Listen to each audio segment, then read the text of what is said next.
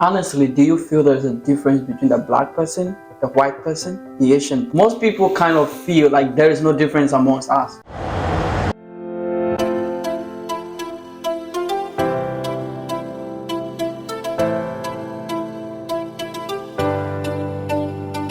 Everyone, you're welcome to my YouTube channel. My name is Theophilus. Today we have a very special guest with us. He's the person of Pastor Robert St. Clair. Pastor here for a student fellowship that I am part of. He's basically going to walk us through how his personal life has been here in Chicago and tell us how this whole students ministry came about. It's nice to have you here, Pastor Robert. Thank you, Theo, for having me. How do you pronounce your last name? St. Clair. Such as when you hear people say, you know, Saint so-and-so, Okay.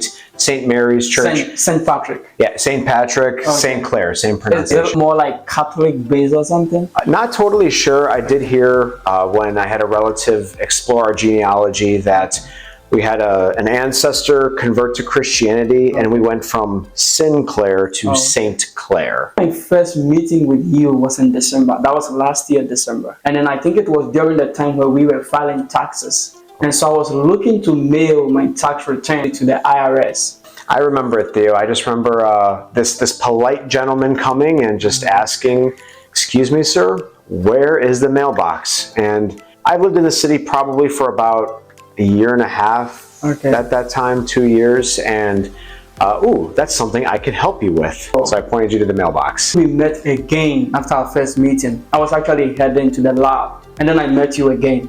And that was where you thought you wanted to invite me for a student fellowship. Which fellowship is this? Can't forget that, but I do remember I'm pulling up to the front of my house and I see you. This is right after all the shutdowns. You had your mask on and you were looking at my eyes. I'm like, he does look familiar. Okay. And you made it a point to thank me again. Right. And as we were talking, I just felt God lead. Invite him to the student fellowship. I see. At that time was primarily students from mainland China, but I thought, you know what, the worst he can say is no. I asked you if you'd like to come to it, and you took me up on that offer, and we saw you that night on Friday. I was black. And looking at you... And you still are black. Yeah. Why did you think you would invite someone like me as a black person to an Asian campus fellowship? No, great question, Theo. And even my employers, the sponsors for this organization, they put a label on it, Asian Campus Church or Asian Campus Fellowship, as a way to specifically reach out to international students, primarily China and Taiwan at that time. But as the sponsors hired us, they knew, hey, I'm an American, my wife's American, there'll probably be people from all over the world coming because the primary language we speak is English. With that being said, though, too, I don't want a title or a label to limit God's leading in this. And so our meeting was not planned. I did not have it on my calendar, accidentally run into a student and hopefully invite him out to a group. And so I just felt the need to just invite you. And you came. And can't forget that night. Before we get to that, I got the opportunity to speak with your wife. And your wife told me something. The day you told her you invited this black guy for a student fellowship like this, what did your wife say to you when you told her you invited me for a student fellowship? She may have had, a surprised look on it. I don't totally remember exactly her reaction. Yeah, because your wife told me, I told Rob that this guy is never gonna come. He told me like, this guy is never gonna come. That was what your wife told me, and I was like, probably because you know what, I've invited a lot of people, Theo, and so when you did that, it really surprised us because more often than not, when I invite people to church or to any type of Christian function, they don't come. I've literally had people tell me on the phone, I am on my way, and never came. And so you coming down to our meeting, it was a surprise, and it was a good surprise. Was I the first black student in the fellowship at this time that you were inviting to? First black student that I invited and that came. Before we get to that, let's go back a little bit. You were on staff with your church. Correct. And then you got a call to come start a student fellowship here in Chicago. Correct. what call was that? Was it like a heavenly call? Sure. Just to kind of go a little bit back here, this is back in 2019. My pastor pulled me aside, and I was on staff at a church in the suburbs, Belmont Bible Church in Downers Grove. He pulled me aside and just shared with me. He told me, Rob, I'm praying about this with God, and I'm just really uncertain. But he asked me, do you feel called to be sent out? And to, we didn't really know what that would look like, to have your own ministry. Would it be a church? Would it be something else? And I told him I was open to that. And it's kind of a long story short, but what he did was he got in contact with other pastors that we have a fellowship with from our sister churches. And one of the pastors who's actually on the board of the campus ministry here, he brought this up. He said this is kind of a different type of ministry. We're used to more conventional ministries, whether starting a church from scratch or, taking a church that's in need of a pastor. This was different. It's a campus ministry for international students. I grew up in the suburbs. This is a new thing here. So you were not born in Chicago? Correct. You grew up in the suburbs. Which suburbs is this? I grew up in the northwest suburbs, so Mundelein, Palatine, probably about 30 minutes south of the border of Wisconsin. So you grew up in the northwest suburbs? Yeah, so we kind of made a big triangle. I was actually born in the city. Family moved to the suburbs. And then, so you were born in Chicago? That is correct. And then when I was called to be a pastor and serve as an assistant pastor,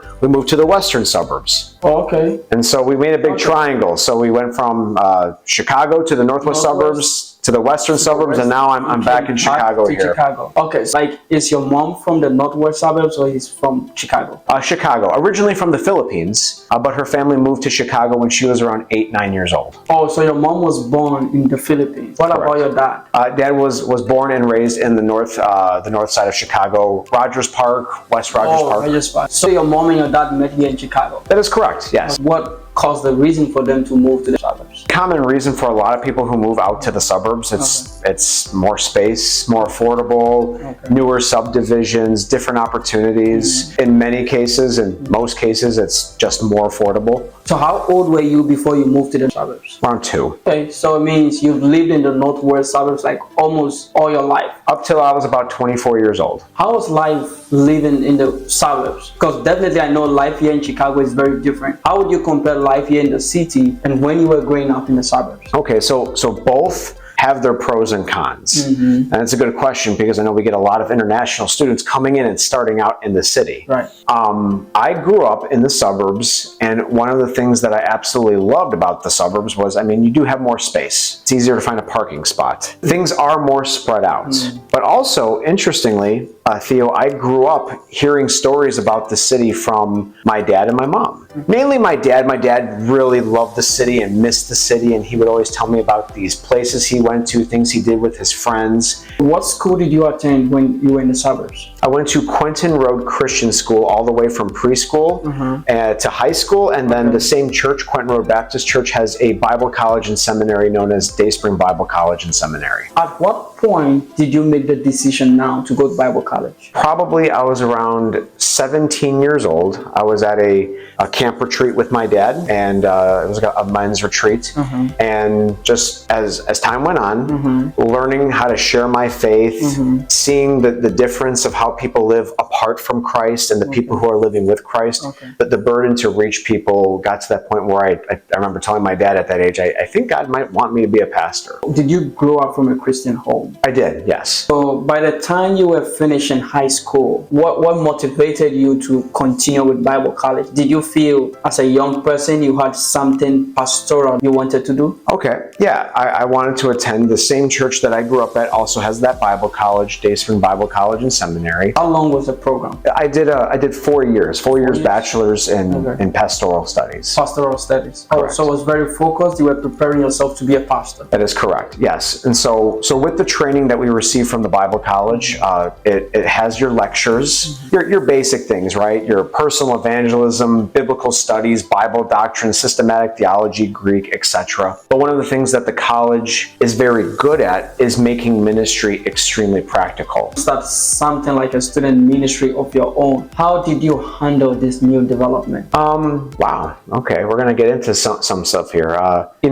when I went into the ministry here in the city, one of the things that I would say, one of the big learning moments for me was that I was so focused on a lot of the goals that I had in mind for it, but I would say I had what you would call maybe tunnel vision, or you had the horse blinders on. And looking back, I wish I would have taken my time more, and I would have enjoyed more simple things in life, such as my family more. But instead I kept it in mind of this needs to get done, and I got to do this, and I want to see this happen, and the mind just kept racing and racing and racing. And I'm not going to get into this, but as far as the details are, but God brought people and certain things in my life that really helped break me, slow me down, and get my perspective right. Because I was so focused, Theo, on this is how I want this to be. And it's good to have a good desire, right? But if we're not willing to slow down and ask God on a day-to-day basis, moment by moment, minute by minute, with wisdom, a good desire can turn more into just a personal ambition. So do you think coming to Chicago was kind of a challenge, kind of something that broke you?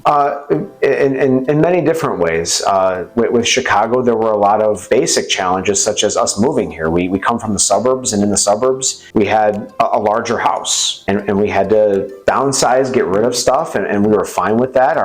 We basically were turning our lives upside down for this. And some things were happening so fast that I didn't take as much time to think, you know what? It doesn't have to happen this fast. It's okay if I go to bed at a reasonable time and some of these things are left undone. There will always be something to do. And so coming to Chicago, huge challenge. You have to learn to slow down in Chicago. You can't come in with a suburban mindset that I'm going to go 70 miles down Taylor Street. People are walking. You got to learn how to just go with the flow, and just understand that to go somewhere 2 miles can take a long time. I remember you shared with us how, you were in your room one time. I don't know if you were just watching TV or praying, but as soon as your wife walked in, and then you looked at her and then you said, honey, we're going to do this. How did she react to your response on accepting this? Okay. So yeah, that goes back to when I was given the opportunity to speak to a different campus group at the same house. And at that time, it was a group of all Chinese students. It wasn't, a broad international category. It was Chinese and Taiwanese students where the primary language was Mandarin. And basically, the people who were willing to hire me were saying, we're willing to hire you on this, but are you willing to learn some of the culture? Are you willing to learn the language? You need to find someone who's really part of this, who's very loyal and can help translate everything. And I spoke here back in 2019 on Chinese New Year. So a lot of students here got to... Are you speaking in Chinese? I did not do it in Chinese, no, or Mandarin. I did it in English. Okay. And they understood that, I don't speak it fluently. Okay. But the next day was when I just had my coffee and I was praying about it. And other people were asking me, hey, my pastor called me, hey, Rob, what do you think? Or, hey, what are your thoughts on this? And I was praying about it. And then, Theo, I kid you not, these aren't moments in my life that I just have every day. But it was very clear, God asking me, Rob, what if your sons were born in China? And the context of that is different nations have different laws, and in China, it's not a pro-Christian country. They do have churches there, but it's not a pro-Christian country. Most of the students that we have, I love them so much. Most of the students that come from mainland China, either some of them are Christian, but a lot of them are searching for something, because they tell me, well, I don't know if there's a God or not, but they're searching. Or some of them just think, I don't know if this is something I'm interested in. And we always tell the students, listen, we want you to be extremely honest with us about that. We don't want you to think that you have to just nod your head to be polite. When we have our Bible studies, we make sure that, hey, if you're an atheist, please feel free to tell us that. We want this to be a place where we can share what the Bible says, but we want you to share what your beliefs are. We want you to be honest. But back to that leading, when God said, Rob, what if your sons were born in China? I dropped to my knees, and yes, I cried, wept, whatever phrase you want to say it, and I got back up, kind of looking out into the window, and then my wife Nikki comes into the living room and just looks at me. And I told her, I said, hun, we're going to Chicago. I'm not thinking about this anymore. And God bless my wife. We didn't have any arguments or discussions. She just looked at me and she just said, Okay. And just so you're aware, this was right after we bought our quote-unquote forever home. It was the home that we were planning on raising our family in. We had, we had all these plans we wanted to do with it, but we also recognize, as wonderful as that was, and it's a wonderful thing, we had a call to Chicago, and we were planning on actually selling our house and using it to put some improvements into this house, but we've been extremely blessed. Our sponsors actually told us we were planning on fixing the house up anyway. So if you'd like to fix it up, we'll provide the funding for that. And so it's been a hard road coming here, but it's also been an extremely blessed road. So when you go to Chicago, how are you hosting the students? Okay, so when we came to Chicago here, we actually met originally on Thursday nights at the same house that we live in. It's kind of a unique niche of a ministry in that the organization owns the house that's located about 2 blocks west of the UIC campus. So extremely close. And we do all the hospitality in the basement area, the downstairs area, where there's a kitchen and bathrooms and an area for them to hang out, area for them to use. And basically the idea is for us to be a family to the international students. So one of the things that we're blessed with in this ministry is we don't have to rent a space to meet students. It was kind of very awkward for me. The first day I got here, when you I remember me, and I came here, I saw a lot of Chinese students, Taiwan, and they were eating all kinds of stuff, dumplings, and I saw like a hot pot, kinds of food that I wasn't very used to. And I was like, I don't belong here. That was the first reaction that I had when I got here. I was the only black person, and the kind of food they were eating was not what I was used to. I was the first black person here, definitely, but over the years, I've been able to bring in some new black students and actually African students too. So now the group is very versatile and very universal. Do you still think like holding the name Asian Campus Fellowship paints the picture that you are putting across? It does not. Actually, and it's something I actually spoke with the sponsors about. One of the sponsors, she's the one who kind of helps with and communicates with me on our day-to-day operations, our monthly operations, and also oversees this. And I told her, I think we're going to be changing the name soon. We don't just have Asians coming here.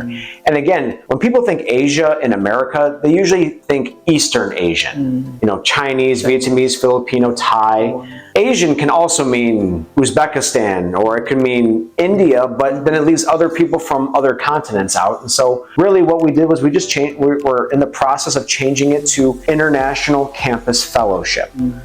And the reason why, again, we want to use the word international is because we want to go after students who are coming here for their studies, who are so far from home. Now, if an American student told me, hey, Pastor Rob, could I attend your group? Well, of course. We're not going to let a title or a label stop you. But the reason why we have international there is specifically so international students might think, okay, this is something for me. This might be something that I can be a part of. Awesome. I have a feeling that God is doing something with you, leading students into your hands for you to groom them. You get the opportunity to work with international students of all kinds. How do you feel when these students come in for their studies? And then after studying, mostly they have to go back to their home countries, or they have to relocate to some other parts of America for a job, maybe for marriage. How do you handle that, having invested and poured your life into these students and they have to leave you? Yeah. So probably the first couple of years, my wife and I kept living in denial of it. So when students would move out, like, oh, maybe they'll come back, or maybe they'll relocate here,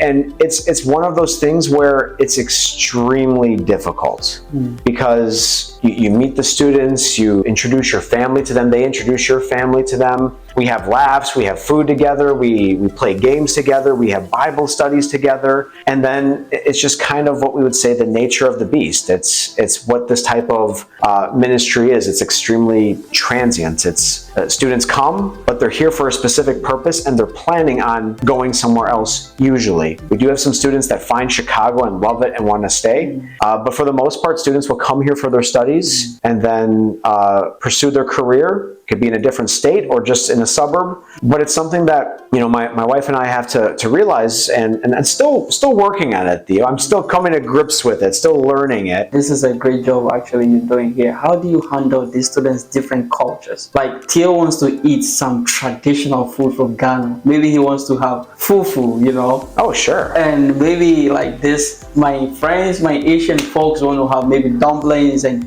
all kinds of. How do you handle all of this, like in terms of food and even culture?